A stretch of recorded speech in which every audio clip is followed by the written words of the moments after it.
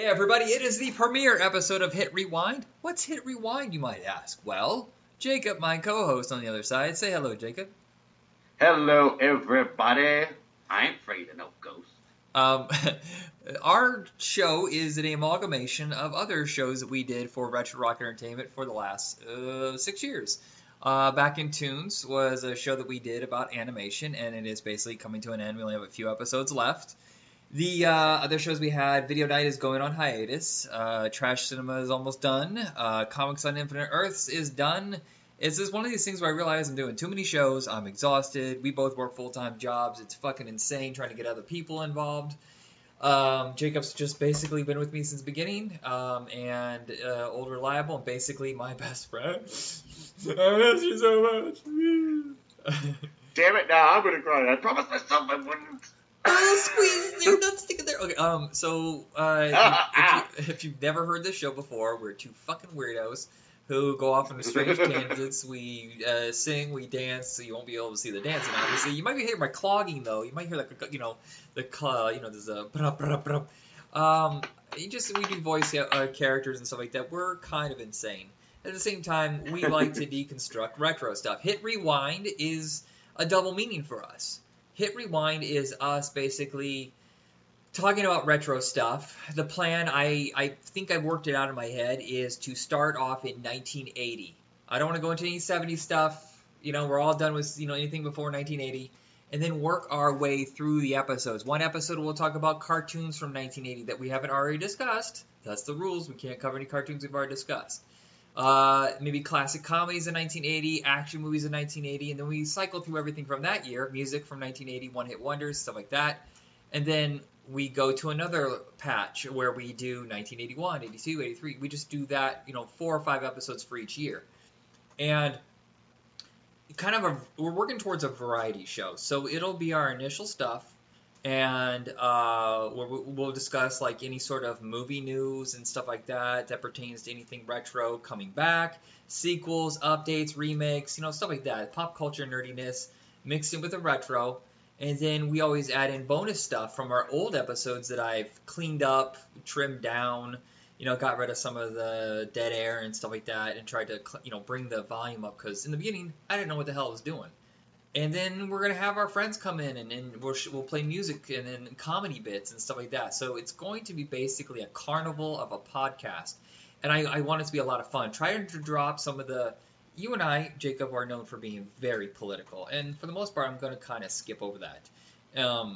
Because I think we always dead stop for like 10 minutes in this weird, dark, depressing thing. And I kind of just want to have fun. Exactly. We may not be girls, but we want to have fun too. Yeah. Get it? Cue the song. Da-da-da-da, da-da-da-da-da.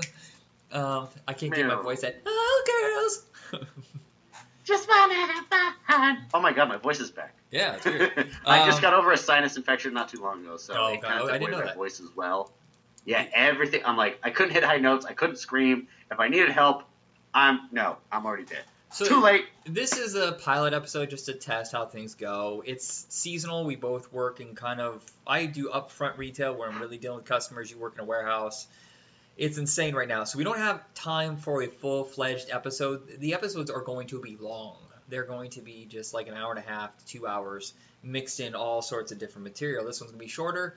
We're going to be discussing all things Ghostbusters. And it's going to be half of a new conversation about Ghostbusters because it's been... almost 6 years since... Was Ghostbusters our pilot episode of Back in Tunes? I can't remember. I would say the real Ghostbusters was definitely one of the first cartoons we talked about. So I feel like Harold Ramis had died, and then we did Caddyshack commentary track, which... commentary tracks are just exhausting. I can never do that again. 2 hours. Oh gosh, yeah, no. And then we finished that off with doing the real Ghostbusters. So there's a 20-minute or so clip at the end of this that is from 6 years ago. So some of the stuff's going to be kind of like, didn't this happen a long time ago? These guys are high. And I'll tell you this, I took a really long nap, and I just woke up. I did not realize it's 2019. I mean, what kind of craziness could possibly happen? I mean, seriously. Would we have a celebrity in the White House? That's just stupid. Yeah, and it's not the kind of celebrity that should be anywhere near it. I literally said no political stuff, and look what I did. Damn it, Michael! So in the time that we did the last episode, many things have changed in the world of Ghostbusters. IDW has collected up the classic run from Now Comics of the 80s and a lot of their stuff from like 7 or 8 years ago. 10 years ago, I think, actually, is when they first started doing Ghostbusters comics. You never got the chance to read them. I got to read a few. I'm assuming you have. Sadly, no. The Ghostbuster comic from Now had really good writing, but god-awful art and the worst coloring you've ever seen in your life, because Now Comics was a very small independent company that basically licensed titles. They hardly had anything original. I think Ralph Snart and a few others. They did Fright Night, the comic book, for a couple years. They did Ghostbusters, Terminator. Married with Children was a huge seller. I had the first issue. Green Hornet, stuff like that. Okay, yeah, Terminator. I know they did some Terminator comics, and then they did the whole RoboCop versus Terminator. No, actually, that was Dark Horse. Now Comics had gone out of business. Terminator is known because Alex Ross had started doing artwork for them. And they lost the rights, and then when RoboCop 3 was prepping, that's when they licensed it to Dark Horse, and that's when we got RoboCop vs. Terminator. Oh, okay, now I know. What I say? En español.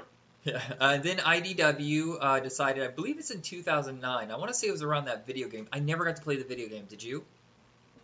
Which one? Was there more than one? See, I don't know. I'm really behind on video games. Oh, the Ghostbusters video game. Oh, yeah, sorry. I was just like, we were talking about different franchises. But yes, I did play it. I absolutely loved it. They remastered it for the PS4, and I think it's available for other consoles as well, but I'm tempted to get it. And this just because. They did get the original cast for this, correct? Yes, they did. They got the original cast. Even Pecker. They even got Pecker back. And Brian Doyle Murray as well. Because, Bill Murray's brother, they're always working together, and, they were all part of this original Saturday Night Live crew and National Lampoon. So I believe when that game was coming out is when they licensed it out to IDW. Now, here's the thing: is Ghostbusters has blown up in the comic book world. I had no idea. I read a couple of the initial miniseries, and they're pretty good. The art's fine. The storyline is great. They get trapped in hell, and they have to find a way to escape. They're not dead. They're just trapped in a hell dimension. And lately, they've been crossing over with G.I. Joe and Transformers and all the, like Mask and stuff like that, ROM, because IDW has a big license with Hasbro. So Ghostbusters and G.I. Joe are in the same universe right now, and that's really crazy. Oh, wow. Yeah, I believe it's a miniseries called Infestation, where all the dead come back. And kind of like Blackest Night. It's a little like Blackest Night, I would believe. Nice. Oh, that's so dope. And who are you going to call? Yeah. Apparently Storm Shadow. Oh, that'd be badass. Ninja Busters. Well, I mean, Storm Shadow, you're awesome, but you're not Snake Eyes, man. Sorry. We watched Extreme Ghostbusters, which we never covered during the original episode. I didn't care for it, even though it is clearly full-on horror. They have taken it to a different level of just. I was actually shocked it was in a cartoon. Yes, it was. I remember watching it as a kid. I even had the action figures that went with it. Cool art style. I always enjoyed it. And the latest, rewatching the episodes, one in particular was the one we watched, episode 5. I was like, wow, that's like Clive Barker influence for sure. And I kind of loved it. And, there was also a little nod to R.L. Stine, especially because, it being a cartoon and, geared towards kids as well. Just mix up Clive Barker and R.L. Stine. Yeah. Yeah, exactly. And just naming the author in the cartoon of that episode, Clive Stine, I'm like, well, shoot, that's like the perfect blend right there. That's what this cartoon is. So it's basically a new generation. It's been about 5 years since the last series. I want to say it was 97, right? Is when the Extreme Ghostbusters premiere was on for a couple years. Yes, it was. And in this cartoon, Egon's the one still carrying on with Slimer. Then he recruits like a new group of kids, younger, and they all each help out. And what was really great is that one of them was actually in a wheelchair, and I'm like, oh wow. Yeah, it's a little forward thinking with multi-ethnicity, and I don't know, something about it didn't click. I may need to grab some more episodes and watch it, but that's interesting. Some networks call this Ghostbusters Dark. I had no idea. Oh, wow.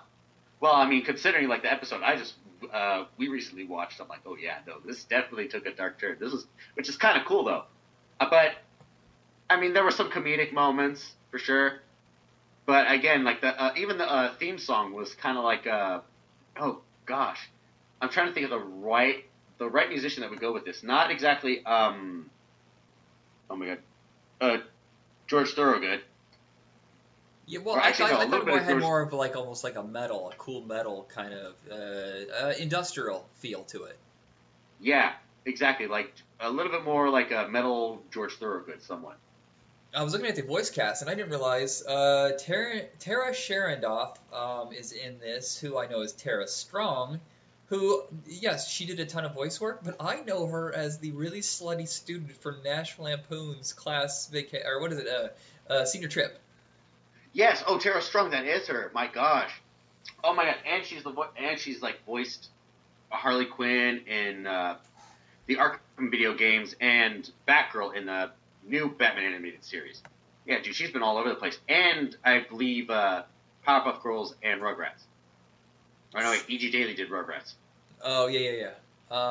Who also was an actress in a bunch of teen movies. I think people forget sometimes that she was in Better Off Dead, singing the theme song, Valley Girl, and then she sings a couple songs for Summer School, I remember. But Pee-wee, I forgot Pee-wee's Big Adventure.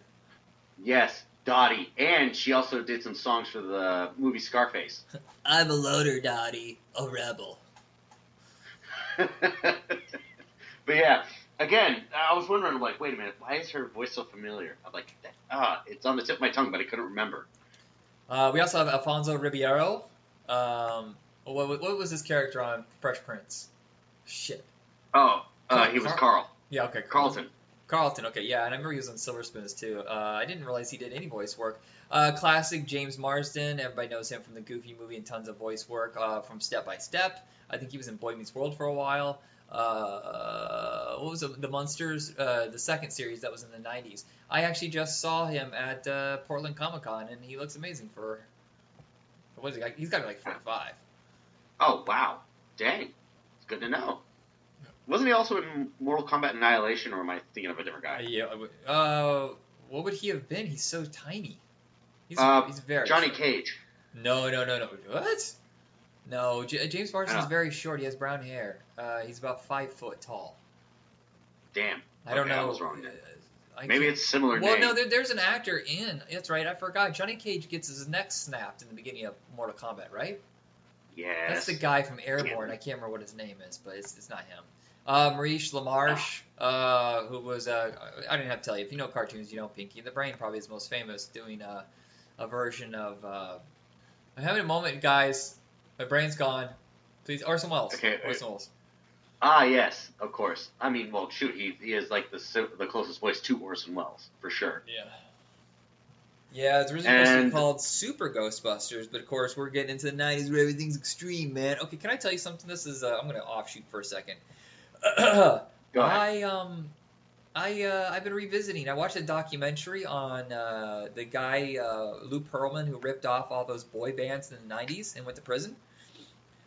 And I went down a wormhole because it was a genre that I've never really explored, and I actually, like, the mere idea of it just nauseated me. And I didn't realize how everybody just looked like they're out of a Limp Bizkit video. Everybody had these tips. Frosted tips and dyed spiky hair and weird clothes, and I forget, like 20 years ago, that's what we dressed like. So weird. So it makes sense. This is from that era, and it would be Extreme Ghostbusters. Extreme. Oh yeah, no. Especially when that, whole. I'm trying to think of the right word. When the whole BMX, like skater, X Games. Yeah, X Games really influenced pop culture and design. Yeah, and I remember that shit like cartoon. Huge. Yeah. Oh hell, even I had blonde hair for a while. Like, did you? Pony boy status. Oh wow. Pony boy status. Stay golden, man. Do it for Johnny. Mm-hmm. Do it for Johnny, man. You gotta get like underbite. Do it for Johnny, man. I can't get it. Matt Dillon, man. Matt Dillon. All right, so that is it. Basically, what I want to say of the cartoon. Nowhere nearly as good as the original, I believe. Just some of the magic's missing, but the horror element is just cranked up. Yeah, no, like I said, it does have its perks. I actually enjoy it. So I want to rewatch the originals, and you'll notice in the later chunk of this episode where I bitch about Bill Murray goofing off, that I want to know more about the serious stuff that Egon and Ray are talking about. And I kind of just let go of all that, and I watched it again, and I had so much fun watching both of them. I still don't get the annoyance with part two. I think it's perfectly fine. Yes, there is a little repetition for the first movie, but last time I checked, most sequels have repetition in them. It's really hard not to. It's characters and situations you love. I didn't realize that Rick Moranis is barely in it. It looks like he shot everything in like 4 days. Oh, yeah. And the first or second movie? The second movie, you can see that, because this is when he was shooting Honey, I Shrunk the Kids and Parenthood at the same time, so it looks like he went on. I'm guessing he probably did Honey, I Shrunk the Kids first because it took so long to do the special effects. Then he probably fit Ghostbusters in between that and Parenthood. And you can see everything is basically like all one day in the courthouse, all one day in the apartment, and then maybe one day running around New York. And that's about it. Yeah, no, for sure. And him having like such a busy schedule, considering he was all over the place, that's Right. when he was really blown up. And you could also probably the same thing with Annie Potts because she's barely in it, and she was also shooting Designing Women at the same time. Bro. Yeah, now looking back on it, I'm like, oh yeah, they really aren't in it as much as I thought. Because especially when I watched it as a kid, I felt like they were in the movie like the entire time. Yeah. Especially during the commercial shoot and whatnot, which was what I didn't know, looking into the history of this, is I don't like the fact that on both movies they took stuff away from Winston and gave it to other characters, especially Bill Murray, because Ernie Hudson wasn't as big of a name. He couldn't fight for it. He was just great for being it. But they really do screw him in the first movie. He barely has anything to do. The second one, they give him more, but he is clearly... It annoys me to no end because Ernie Hudson's a really great actor, and I thought he was very good in these movies, and they should have just given him more. Exactly. I mean, equal balance. Is he even on the poster for part 2? I think he is, but I know he's not on the poster for the first movie, which I think is bullshit. Yeah, no, definitely. I mean, he only shows up, like, what, maybe halfway through the movie? Yeah, but I mean, he's so critical to the rest of it, so that he still should have been on there. Oh, yeah, no, definitely in the second one, for sure. I mean, one, he was pretty much in the entire movie. Wasn't just halfsies, not this time. And he saved Egon and Ray in that photo developing room. Right, definitely. Yeah, and the second one, I gotta tell you, I just think the scary elements are cranked up a little bit, and I know I've said cranked too many times, sorry. I just got done watching a Jason Statham double feature, okay? So the word crank's on my mind. No, Right. Peter, what is his name? He's from Dragon Slayer. He was on Peter McNichol. Peter McNichol is absolutely phenomenal. He is on a different planet with his performance. It kind of makes up for the fact that Rick Moranis isn't in it because he is even crazier and weirder. Doing this crazy German accent. Sorry. So I think the first two work really well. I forgot about this. I had a book cover for my history class that was from Ghostbusters 2 that I bought one of those book fairs. I had that on there forever. I loved Ghostbusters 2. I watched it so many times. I think I've seen it more than part 1. Oh, yeah, no. I think I was a little bit more familiar with the second one than I was the first one. Same with RoboCop. I was born in 88, and that came out like a year after I was born. Didn't have as much of an influence on me as Batman did, but, man, shit. And they made the biggest mistake. They opened huge, and they came out a week before Batman, and when Batman came out, they just wiped it clean. Also, the fact that they weren't even ready. Ghostbusters 2 was not finished, and the studio forced them to finish it fast. They were told it was going to be for Christmas. And, man, Columbia Pictures just fucked them over. They had more time, and they wouldn't have had as much competition, and I don't know. It just seems so stupid they did that. Though it would have been facing Back to the Future 2, and they probably would have eaten each other. Oh, God, yes. Yeah. Yeah, man. Thinking about that, yeah, definitely. I think about the summer. I did not know that. The summer of '84 had a bunch of delayed sequels like Gremlins 2, Ghostbusters 2, Terminator 2. Oh, yes. But, movies you sat around waiting forever for. And I just remember little things from watching the first movie is I remember jumping on my parents' waterbed. And I had a little Ghostbusters gun that had a kind of a projector in it. It had a light bulb, and you pulled the trigger, and it had a little disc in it with different ghosts in it. And every time you pulled the trigger, there would be a different ghost, and the light would shine or whatever, and you'd zap the ghost. And playing the music from the first soundtrack off my parents' gigantic silver double cassette player, playing "Saving the Day," dun dun dun, saving the day, and just running around the bedroom, whatever, attacking ghosts. I just remember that so vividly. I don't blame you. I mean, I think it was one Christmas we even had a home video. I was rewatching some of the old stuff. My brother Eddie had like the goggles and like the ones that would shoot out those little foam bullets and everything. Yeah. Oh, yeah, we had it all. Yeah, I don't. Here's the thing: is I don't remember any of the songs from Part 2, and that's so strange. I know there's a Bobby Brown one in there, but it's just none of the songs are as catchy. Oh, definitely not. I mean, yeah, there's like the little remix of the original Ghostbusters theme, but that was about it. It was like during that whole montage when they're back in business and catching ghosts all over the place. I still don't. Yeah. Can you explain to me? This is the only reason I have a theory, but I'm not sure. It's also an insulting theory. So they're falling apart in the second movie, and Ray and Winston are off doing fucking birthday parties, which makes no sense to me because Ray is a scientist, and Egon's working in that field, and then oh shit, what is Bill Murray's character name? Why do I Venkman. Venkman. Peter Venkman is doing the TV show. You really believe that Egon and Peter, with all that money and I would say in quotation marks power, would let their friends go to stupid birthday parties? I don't understand that plot point at all. Yeah, no. I mean, especially with how they were treated. All those kids were like upset and looking for He-Man, but yeah, no. You're right. It doesn't make any goddamn sense. Ray is a brilliant man, and you don't think that he could help get Winston a better job? Maybe they could work at a lab together? Winston wasn't a moron. Exactly. That's the thing is Winston was never a moron. He's just blue collar. He doesn't work in that field, but it doesn't mean that he doesn't understand it. Exactly. I know, especially with Egon explaining it to him in the first movie. Yeah, I mean, here's the thing is, it doesn't just because you don't know about it doesn't mean you're dumb.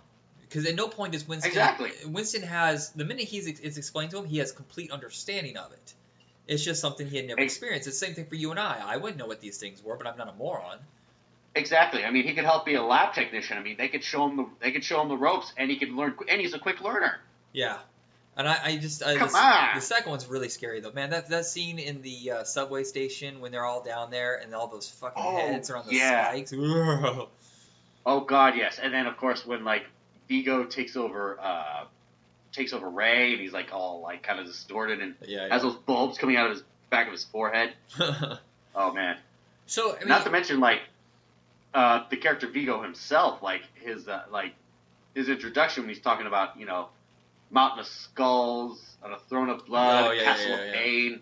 I'm like, damn, that imagery right there would be an awesome heavy metal album. So sure. The second one didn't do as well as the first one, obviously, but the first one's a phenomenon. It made like $250 million in theaters. That's counting it got re-released a couple of times.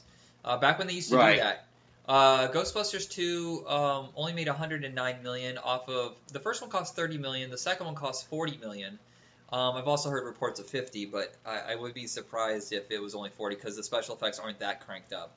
I did it again. I gotta stop. The word of the day is crank. Damn it, I hate when I do that. I went around for a month just saying the word Nimrod after I heard George Carlin say it. I don't know what the hell that was about.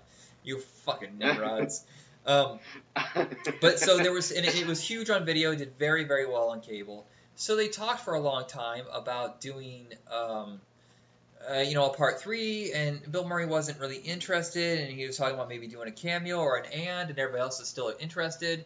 And then they had the falling out from Groundhog Day, and then Harold Ramis and Bill Murray weren't talking to each other, and then they said, well, we're going to do it, but we're going to do it with the new generation. I really talked about Farley and Chris Rock, being added to the team, passing off. They talked about that forever, and nobody would sign off on it. And then I think everybody just got tired of waiting around, and that's when they decided to do the new Ghostbusters, which at the time of the previous episode we didn't know it even existed. I thought the trailer sucked. It had nothing. I'm going to make sure very, very clear. None of this has anything to do with them being women. None. I am completely fine with female Ghostbusters, mixed race, sex. I don't care. Diversify. It's great. Because it's not about men. Yeah. It's about the storyline. And I actually did not like the 2016 Ghostbusters that much. I thought there was interesting elements. I thought there was funny bits, but I didn't realize until I watched it this time which version I was watching. I was not watching the theatrical cut. I was watching the extended edition, and that's why it felt bloated. It's like an extra 27 minutes, I think, on the extended cut that you gave me. Yeah, I don't think I actually got that for you. I never bought that movie. Well, really? So I don't know who. I mean, my sister gave it to me. I've only ever seen the extended cut, and it's too bloated. I want to see the original cut. So I'm not going to pass final judgment, but I enjoyed it way more this time than I did the first time. In fact, with the exception of the fact that there needs to be editing, I thought the storyline was great. I thought the characters were a lot of fun. Maybe there was too many gadgets. They had too many ghosts. I think they need to trim back a little bit. They would have saved on the budget, and also the fact that when you add so many elements to it, it's hard to focus on the rules of it, like those weapons that they create. And she has these two things where she's punching the ghosts, and she's just taking them out like crazy. And I was like, are those the rules of Ghostbusters now? I didn't realize you could just punch them with phantom, whatever it is, electricity power. Yeah, it's like basically the same energy that like gives the boosts on their like tethers, but at like close range combat. Okay.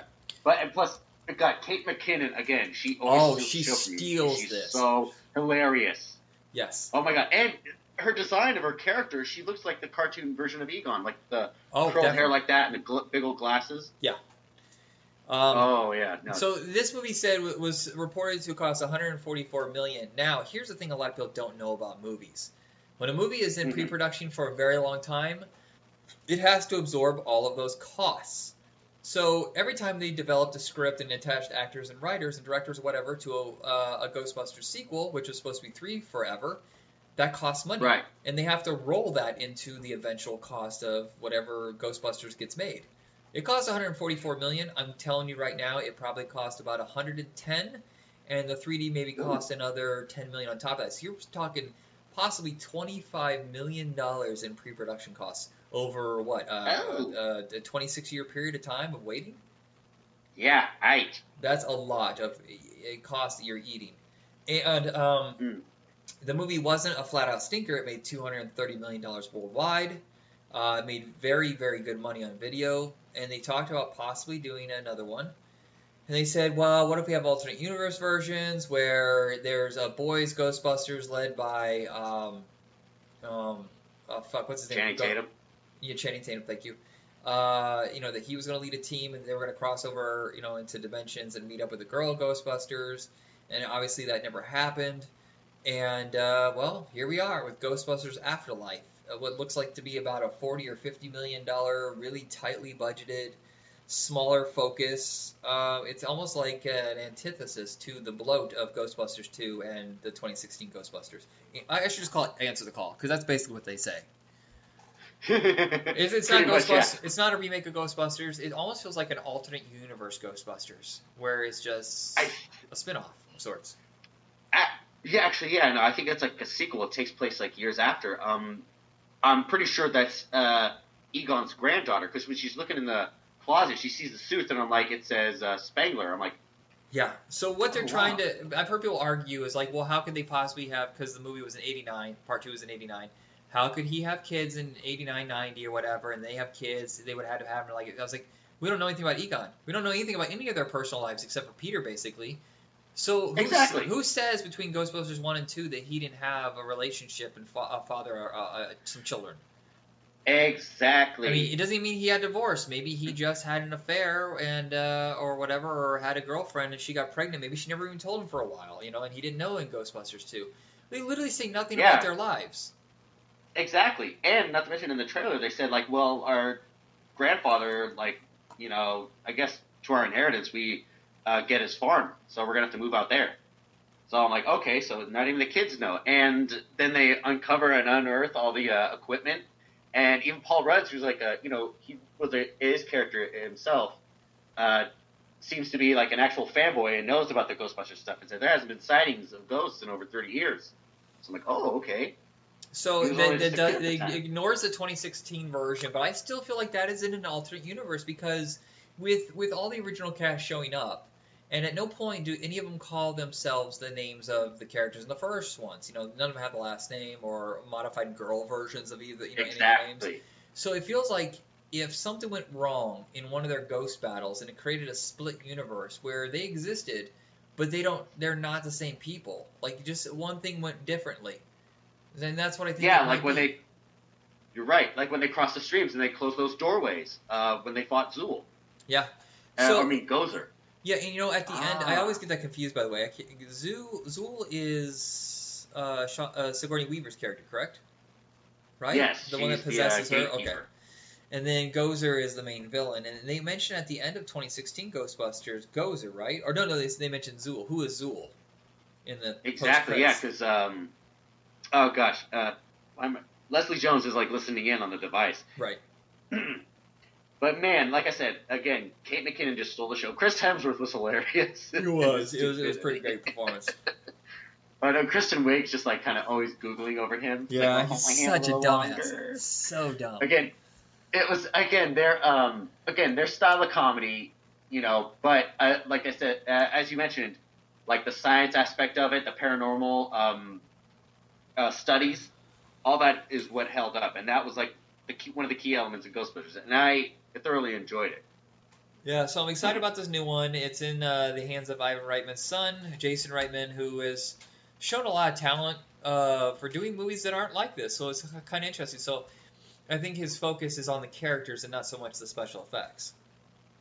Right, and you know, special effects these days, again, they seem like they could be a little bit more simplified. Yeah, and budgeted. And it's got a bit of a Stranger Things vibe. Besides the fact that they got Finn Jones in it or whatever his name is. What is his name? Finn Wolf Jones or something like that.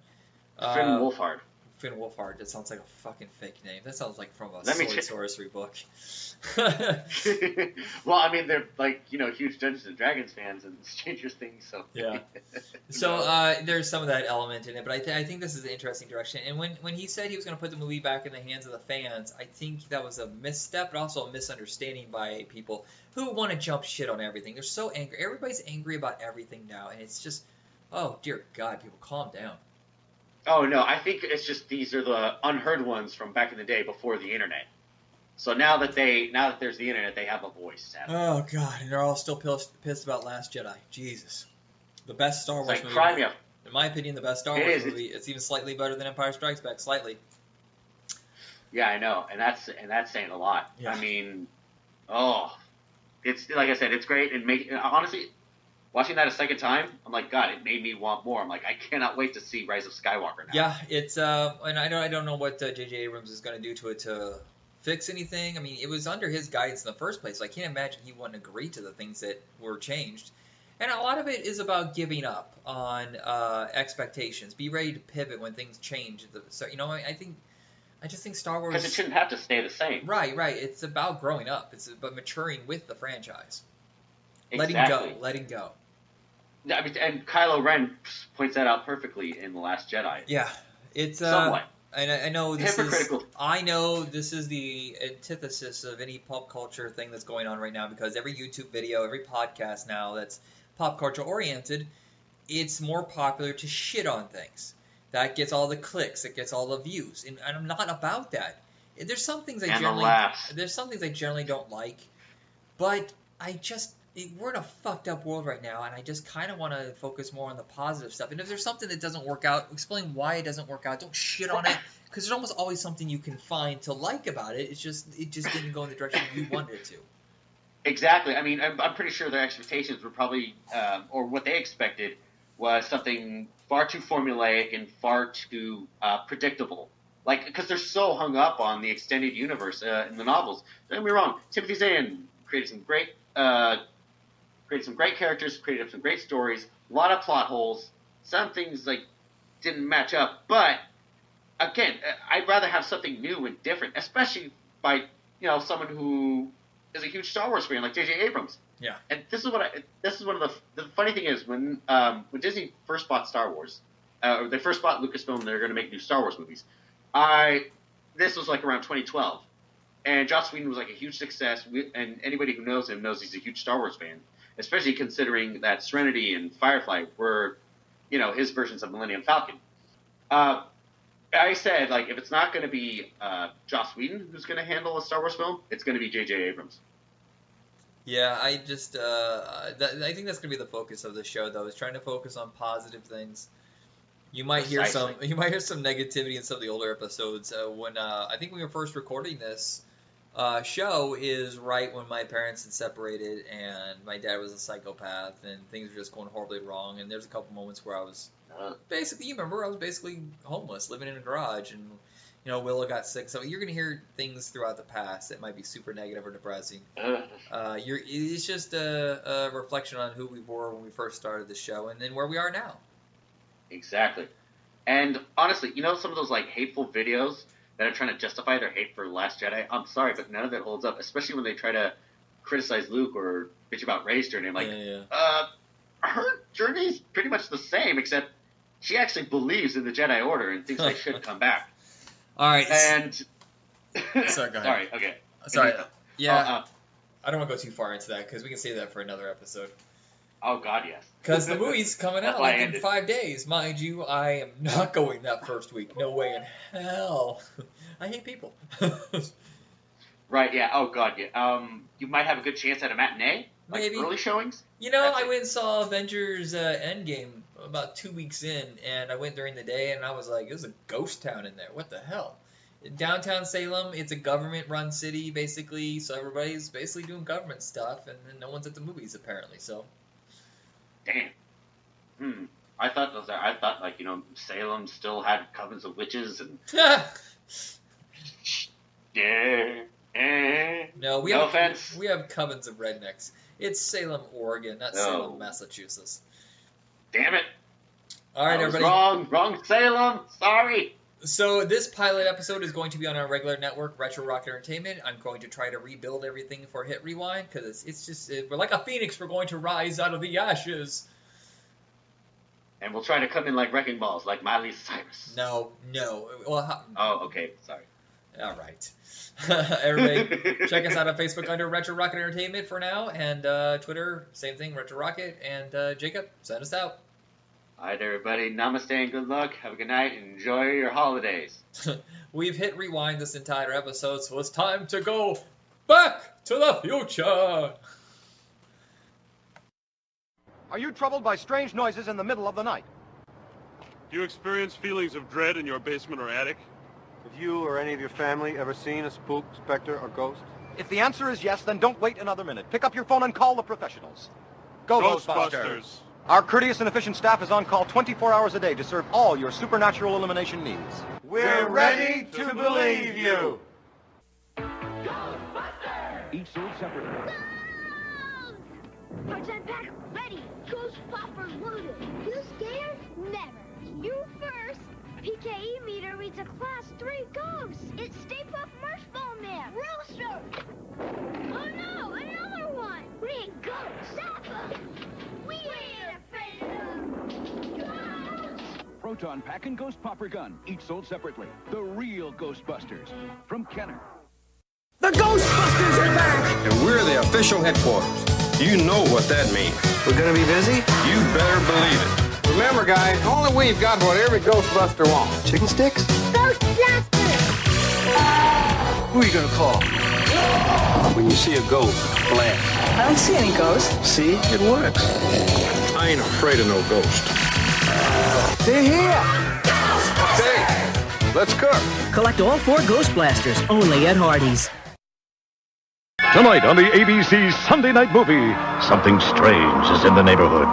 Somebody get me the Ghostbusters. Now it's showtime. And who are you gonna call? In the big time. Times Square Slime. For the second time. Yes, we're back. It's slime time. It looks like a giant Jell-O mold. Dan Aykroyd. I hate Jell-O. Bill Murray. Come on, there's always room for Jell-O. Sigourney Weaver, Harold Ramis, and Rick Moranis. Let's cook. The second time is the best time.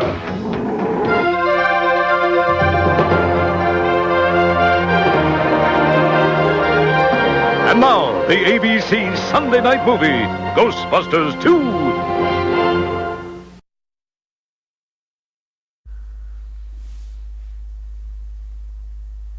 All right, welcome everybody to the very first episode of Back in Tunes. It's going to be our special show devoted to cartoons of the 80s and 90s. We usually just run through a commentary track over one episode, so it's a little bit shorter than our other podcast. We'll have a mix of everything from like the 70s, 80s, 90s, kind of see how we remember them, or some of the cartoons that I will have never seen before, and the same thing for Chris and Jacob. So do you want to introduce the episode? What are we watching today? Right, so this is the very first episode of Ghostbusters, so season 1, episode 1. Do we know how many seasons this ran for? You know what, off the top I think of it your was head? like 6 or 7. It's one of the longest running cartoons.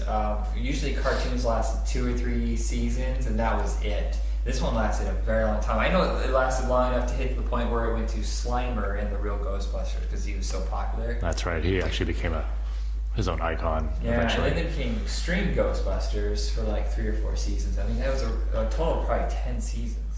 Anybody here ever drink the Slimer High C? Oh, who didn't? As a child, It was one of everybody the best did. flavors ever when you were Was a it kid. actually green?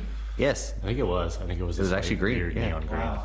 It's pretty I know. crazy. And this episode is titled Citizen Ghost. Alright, so fire up your DeLorean, hit that flux capacitor that's fluxing, and we're going back in tunes. And where we're going, we don't need roads. We just need a YouTube. And yes, if you don't know where to get this, we are watching this on YouTube. It's easy to catch. There's so many cartoons. Heck, even Peter Pan and the Pirates is on YouTube. We gotta do that one sometime. I've never even heard of that one. This is gonna happen a lot, I imagine. I'm a child of the 80s. They're children of the 90s, so we're gonna get a good mix. Actually, Chris, you're kind of. I'm right in the middle. Late. I'm mid-late 80s. I'm G.I. Joe. You're Teenage Mutant Ninja Turtles, and you're probably X-Men. And Batman the animated series. And they turned Slimer into a good guy. That way kids could love him even more now. It seemed like in the second movie that he actually became a little heroic, or not, just not a horrible monster. That's right. He drove Rick Moranis to the museum. These are some pretty horrifying monsters. Okay, Return of the Stay Puft Marshmallow Man. How? I have no idea. No, exactly. But honestly, yeah. Keeping the same song was the best thing they could have Yes, done. they did. The look has changed a little bit, but they really did a good job of making it like stick to the movie's.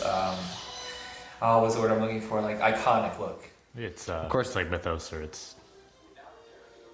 Well, they actually had to call us the real Ghostbusters because of the I think it was Funimation. Filmation was Filmation already had a cartoon called Ghostbusters. In fact, it was based on a TV show, a live-action TV show in the 70s from the same company.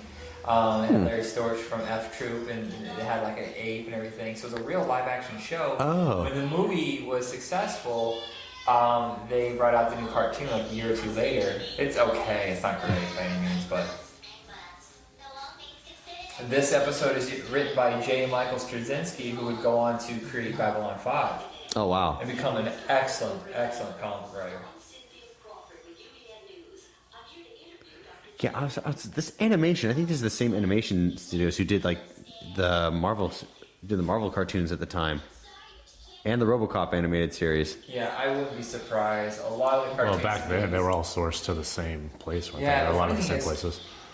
I don't know how I never noticed as a child, but a lot of those cartoons were not made in America. They were produced by American companies, but everything was sent overseas, so it kind of had like an anime style to it. Which is why it's like if you notice like there's a book and it's written backwards, it opens backwards like from right to left, not left to right. Yeah. And this one isn't as obvious though as like way it is a G.I. Joe, Transformers, where you can see heavy anime influence. I gotta look up this actor's name because he actually sounds like Bill Murray, and he actually played Garfield. He used to do like I think commercials for butter or something like that. Wow, man! Oh god, I can't. Just watching this after so long really makes you miss it. Oh, just brings the tear to my eye. I really pushed this cartoon. They especially pushed. I said pushed. They pushed Slimer a lot. Yeah. Well, of course, Slimer being a big, merchandising. Yeah, merchandising. Where the real money from the movie is made. Yes, he was a big merchandising logo, especially with kids. I mean, of course, kids loved all the weird stuff. I didn't really have the toys. It was right as I was starting to get out of toys, but I do remember having the gun from it. It had like these little discs that go inside. Oh God, yeah. Pictures of different ghosts. Did you ever have the one that had the giant styrofoam piece Yes. that came out as the beam? It was like the backpack. You know what? And then you could pull the trigger, and it was one of those like ving, ving, ving, I ving think toys. someone actually still owns that. Yeah, I had one of those, and I had the ghost trap, which was really cool.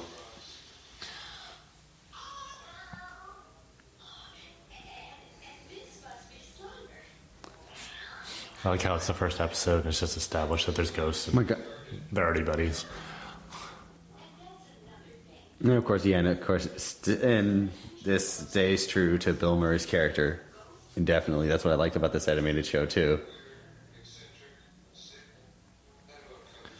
Did this come out after the movies or before the It movies? came out right as the second one had come out. It was like Okay, that fall. so the characters are kind of already established.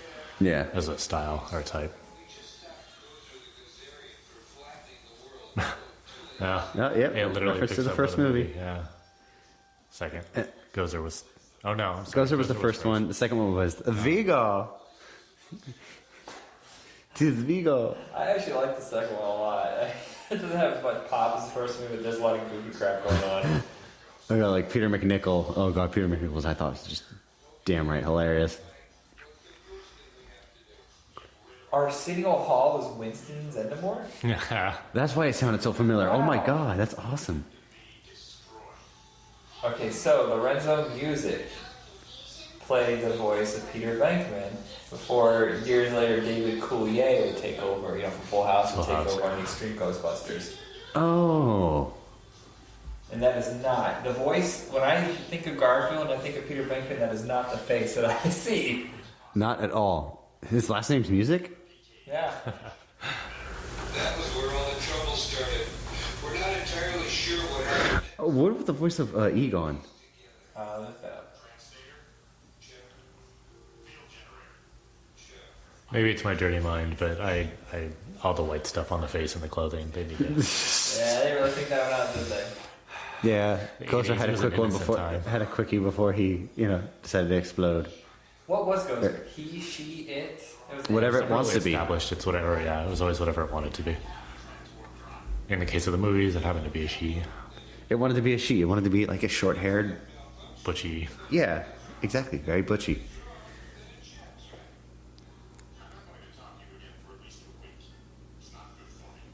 That sounds. Oh gosh, that voice of Egon though. It sounds so familiar.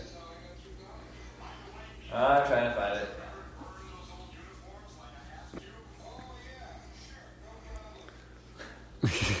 Of course, right here, that's like they try to make Peter, Peter like kind of the lazy dope.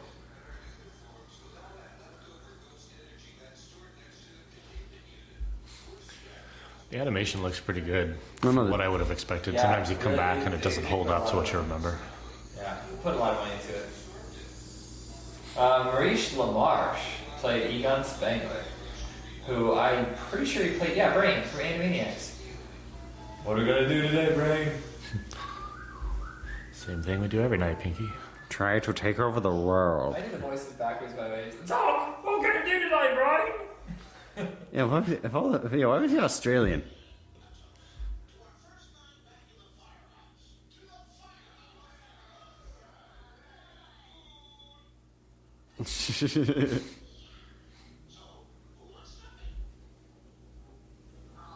Slimer wants stuffing. Listen to these cartoons that Maurice LaMarche did during the 70s and 80s. Beanie and Cecil, Dennis the Menace, Popeye and Sons, The Real Ghostbusters, Transformers, Popples, Inspector Gadget, Tailspin, Attack of the Killer Tomatoes, the animated series, Captain Planet, Tiny Toons, Tasmania, Bonkers, I don't remember that one. Oh, I remember Bonkers, the cat. Is that right? He was a little cat in Toontown. He was a cop. Okay. And really bumbly and stupid. Critic, The Tick, Oh, the critic. Freakazoid, Pinky and the Brain.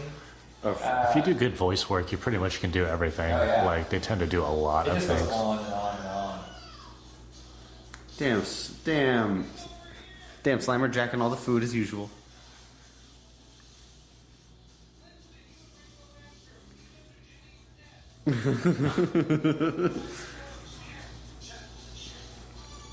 Yeah, this was on for 6 seasons, 147 episodes. That's a lot. That's just the original Ghostbusters, or the first Ghostbusters series. I mean, you're not talking 3 or 4 seasons like Extreme Ghostbusters is on.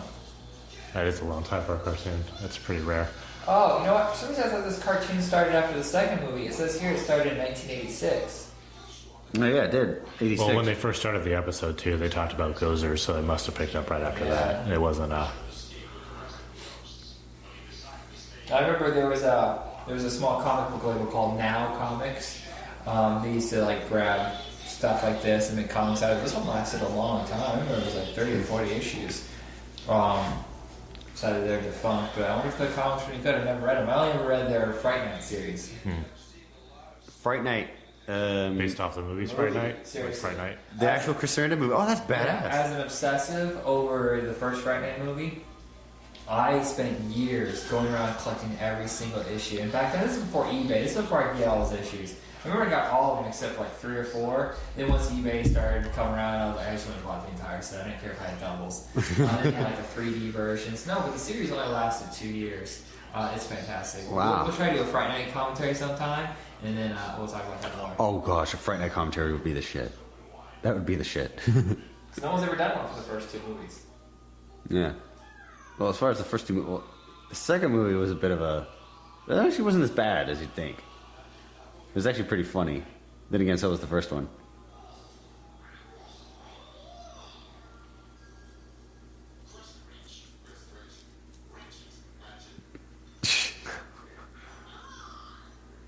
And look, it's pretty weird for just out of nowhere. It's like all of a sudden Slimer's a good guy, not trying to be so mischievous. I think they needed like a weird semi-antagonist to like cause trouble. Yeah, you know, instead of the bumbling, goofy little sidekick that all the kids love. Yeah, I mean, he's basically Urkel. I mean, he's just one little shred of saying, "Did I do that?"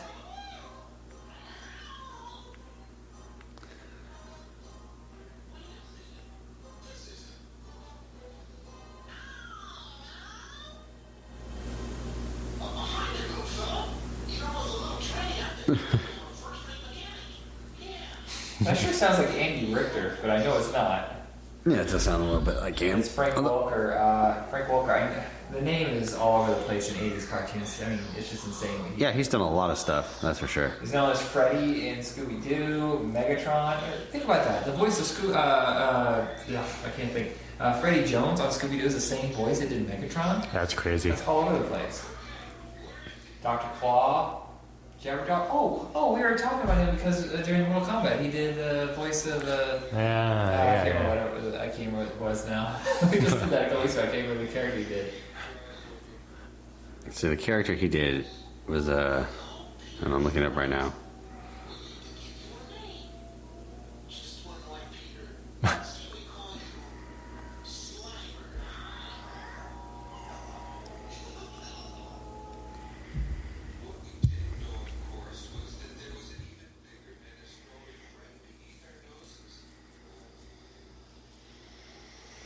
Frank, you said Frank Walker was in the new... Was it the latest Mortal Kombat? No, he was the villain at the very end of the first Mortal Kombat. Like that last few seconds, he says something. Oh, you weak, pathetic... Oh, when he's Shao Kahn. That's right. Yeah, that's... Oh, gosh. He has done so much voice work that I'm only up to letter D, and I've already hit like 100 titles. Oh, wow. And now we get zombie versions of the Ghostbusters. We just did everything.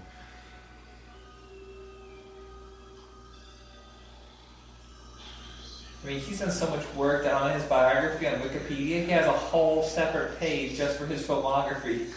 Yeah, as an actor, he's done over 711 jobs. Yeah, and up till 2011, he made more money like over all his movies than he appeared in. Mm-hmm. Samuel, I mean, it's just ridiculous. Then Samuel L. Jackson just passed him. Wow.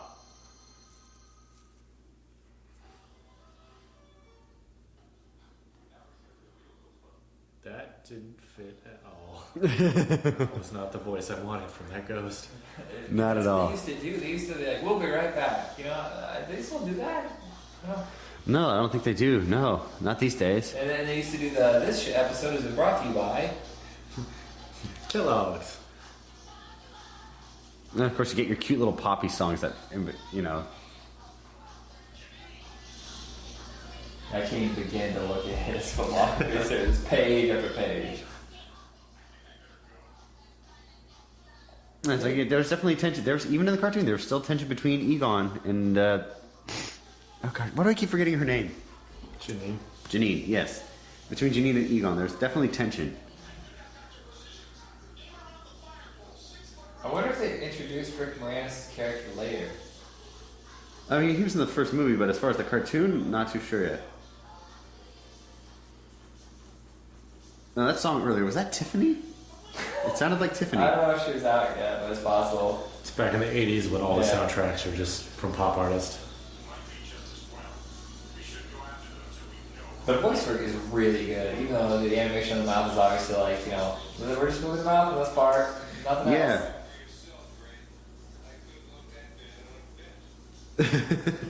His hair is insane. Everybody else's hair looks normal. What's up with Egon? I don't know. Yeah, they did want to give him something a little more big old 80s curls, something. Did they think something to fit with the time? He's a scientist type too, so he's got to look a little more crazy. Eccentric, yeah. A little eccentric, yeah.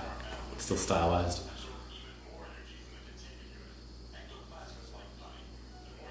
Well, maybe they thought that nobody with glasses would sell, so they had to give us something the kids would be find appealing. And yet his hair is white, hence the whole mad scientist white hair look. He's very new wave. I think those glasses remind me of Natural Born Killers. Those very round. Oh yeah. He shaved his head. He'd be crazy looking. I'm not messing with that dude.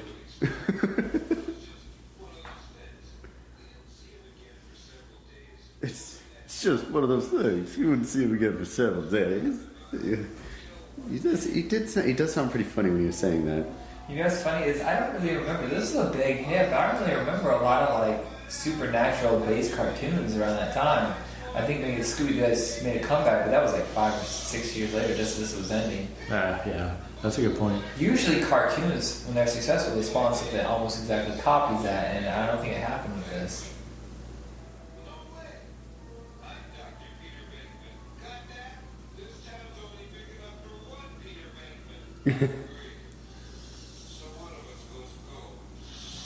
There are times when he's talking, I swear, he's barely like, Well, no, of course, yeah, with that, of course, with the ghost version of himself, yeah, it makes sense. Hey, buddy, you got like a Twix bar or something? Okay, the logic. The logic of how to contain ghosts and store them into a huge container never made any sense to me. I never really got that. I had to tether them and put them in the trap. Yeah, but I mean, like after that, they would store it. I mean, how do you store a ghost? Exactly, like in some big old container. They mentioned it in the movie, and I'm sure they explained it. It seems so bizarre to me. Well, of course it is. Oh yeah, and I think Dan Aykroyd was actually didn't he have a degree? Didn't he have like a science degree? I don't know. I know he's part of stuff. Yeah, he was. He did that TV Supernatural. show Paranormal, Chronicles of the Supernatural. Yeah, he did. And I remember when playing the video game and seeing the special features behind it, he would actually like discuss ectoplasm or anything to do with the supernatural and what all these all these terms meant, and sort of focusing in pointing out what's where and how to determine it. Yeah, and he's really carried the Ghostbusters franchise. I mean, he's been integral in getting the cartoons going. The video games have been keeping the name alive. I don't think there's going to be a Ghostbusters 3, though. I really don't. Oh, no. After Harold's passing. Especially after Harold. Yeah, of course not. No. I mean, you can't do it without it. If you want to do it, just reboot it. I mean, they could use a facelift with some special effects. I mean, you could technically continue it in that same world, like they had events before and there were Ghostbusters before. But you're going to kind of make it its own. That was the most dramatic thing you said the whole episode.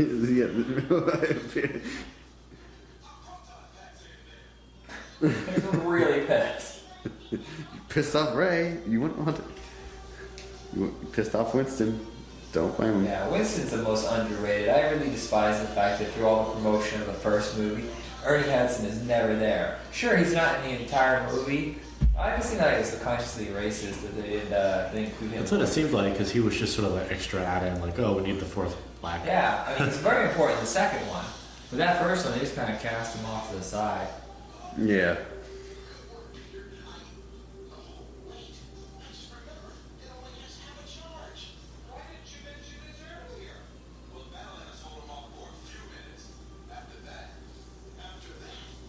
So half a charge holds them for a few minutes, a full charge holds them for what, 5? They really need to think out. It's kid logic. Doesn't matter. In 5 minutes we'll forget anyway.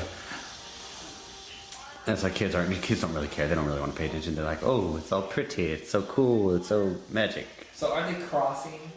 They're crossing streams, yeah. That's what they're not supposed to do the entire time. They could have ripped a hole through time or opened up a dimension to another paranormal universe. Or hell, they could have brought the Dark Judges in, and that means Judge Dredd would have to cross over, and that'd have been badass.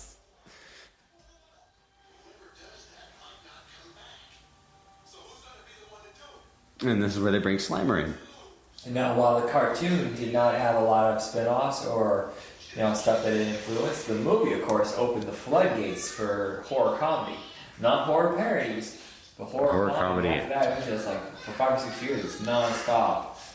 Comedy mixed in with supernatural stuff. High Spirits, Critters. High Spirits. There was Transylvania 65000. Did you really count Critters? Critters are more like space aliens. Yeah, I guess you're right. I guess I'm talking more like supernatural. I don't know why I said that. I was just thinking of the horror comedy. I think people are more open to adding... Oh yeah, Frighteners was a good one. Oh yeah. But I mean, not just supernatural, but adding comedy to horror. A lot of them started gearing that way. I mean, even Jason started adding jokes, and the Freddy movies were heavier on jokes. No, yeah, I guess you're right. If we're talking comedy horror, Critters would count. I mean, especially the small... Oh, Critters was just funny. It could not be taken seriously whatsoever. You had House, you had Vamp. When I heard about Critters the first time, I wanted to watch that so bad when I was a kid, and I finally got around to it. I didn't realize how campy and silly it was. Oh yeah, it's scarier than Gremlins. Gremlins helped get the horror comedy part across too. Those two. Oh yeah, I thought Gremlins was scarier than. Oh yeah, the first one, the second was hilarious. What? Then again, I watched Gremlins when I was young, and I watched Critters when I was 23. So. Yeah, I saw Critters almost immediately after it came out. I don't know why it came out on TV so early after it was in theaters. I saw it, and I think I was 11 or whatever. It was one of the very first scary movies I was allowed to watch. I was not allowed to watch when I was a kid. And I would not sit on the ground for a week, because I thought Critters would get me, which made no sense. That's hilarious. What was I going to mention? Oh no, there was another one that was absolute. I thought hysterical, but it just left my mind. Oh, damn it! But then I think with Scream coming back, it reinterpreted how you can make horror comedy, and then it just fade away. Yeah. It's now completely taken over by Saw, that kind of fucking Saw, or emotional, gross, just Twilight. God forbid Twilight. I'm so glad it's over. Yeah. I'm so glad it's over. Those aren't even vampires. They're fairies. Nothing against fairies. If anything, calling people in Twilight fairies is an insult to fairies. I didn't know that was I haven't watched much of it, I guess. But then again, none of them exist.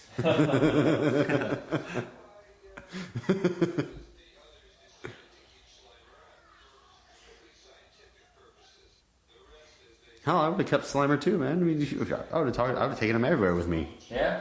I would have scared him. I would have had him scare the shit out of, especially at work. If people were giving me shit or trying to fuck me over. But in this universe, it's so well established after everything that just happened. I mean, if you see a giant marshmallow man walking down the street, nothing's really going to faze you after that. Yeah. When you're walking down the street. It's nice that they took some time to do the background stuff. A lot of cartoons would just minimalize what they shoved there.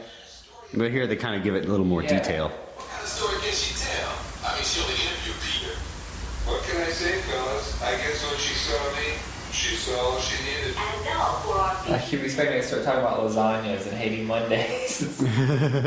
He's keeping that really sleepy, boring cat voice. Yeah. He doesn't feel very alive. He's just kind of bored.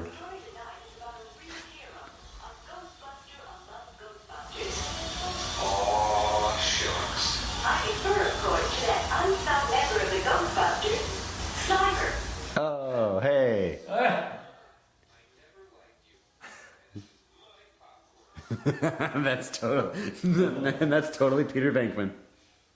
Oh god, it stays true to the character, that's for sure. That's what's great about these cartoons. That's another great thing about these cartoons. I mean, there weren't a whole lot of movie adaptations into cartoons, but they didn't half-ass this. This is that weird period where they started making cartoons that like Rambo, RoboCop. Any sort of like action-oriented. It was just weird. And they do the dance. They do the dance at the end. Yeah, no, yeah, it's all Japanese. They sent it over to Japan to get all this done. I'm curious what company took it.